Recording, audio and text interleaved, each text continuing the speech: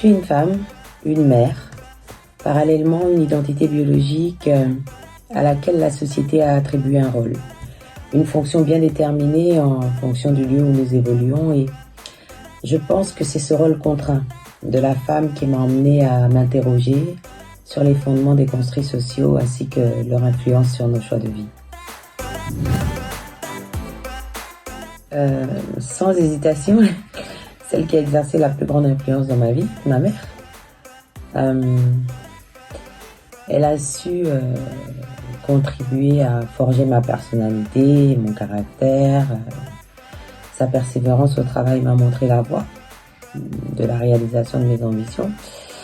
Elle a su me transmettre la patience, le courage du sacrifice.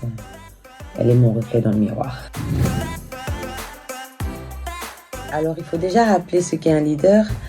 Un leader, c'est quelqu'un qui a travaillé à acquérir une capacité à réunir une communauté. Alors, selon moi, les erreurs à éviter seraient d'avoir peur de se tromper. L'erreur fait partie de tout processus d'amélioration. Penser ne plus rien avoir à apprendre. Et aussi ne plus être suffisamment attentif à son environnement.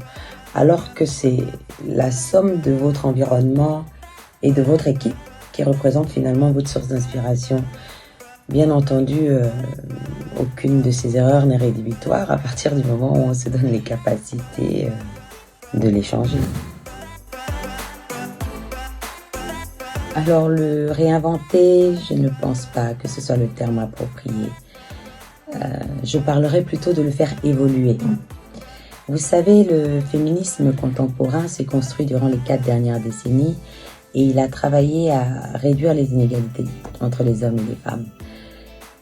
À mon humble avis, il mériterait une réorientation pour sortir des caricatures dont il souffre. Le féminisme, c'est le reflet de la multiplicité de la société. Alors il conviendrait, selon ma modeste personne, d'y associer davantage les hommes pour écrire une nouvelle histoire.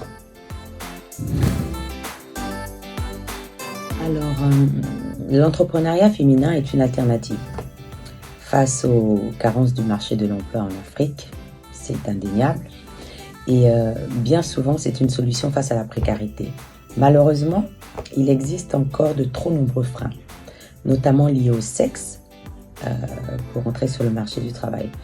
Personnellement, j'estime que la dépendance financière de la femme dans la sphère privée définit sa dépendance aux autres dans la société ainsi que dans la sphère publique. Une féministe en talons aiguilles. Une féministe qui se plaît à être féminine. L'un n'empêche pas l'autre et prendre soin de son apparence n'est pas une frivolité. Je pense que cela contribue au bien-être et au renfort de l'estime de soi. Dilemme philosophique. Je suis une vraie passionnée.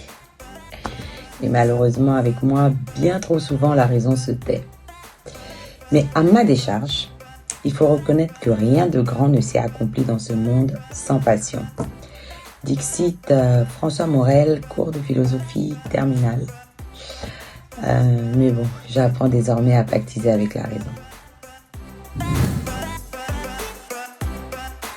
Super mamie, qui gère sa tribu comme une entreprise. Je suis du genre à avoir une liste pour tout. Je ne sais pas faire sans me projeter pour les semaines à venir. J'ai du mal à accepter l'imprévu. Instagram. J'aime l'idée de faire parler une image, de capturer un instant, d'immortaliser un moment d'émotion. Et parfois, une image vaut 1000 mots. Pensez. Mon Dieu, que je suis cérébrale. Je pense que cela tempère mon côté passionnel, mais que je devrais apprendre à ressentir davantage pour laisser vivre les émotions, mais bon, on ne peut pas tout calculer. Je pense que j'effacerai le masculinisme d'État, qui érige encore bien trop souvent le patriarcat au rang d'institution depuis la nuit des temps.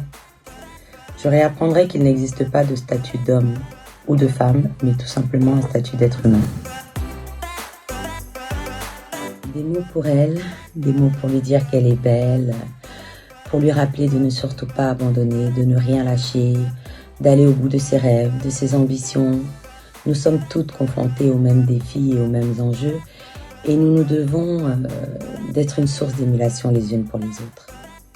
Pour moi, en tout cas, mesdames, vous me représentez une véritable source d'inspiration. Et en cela, je vous remercie.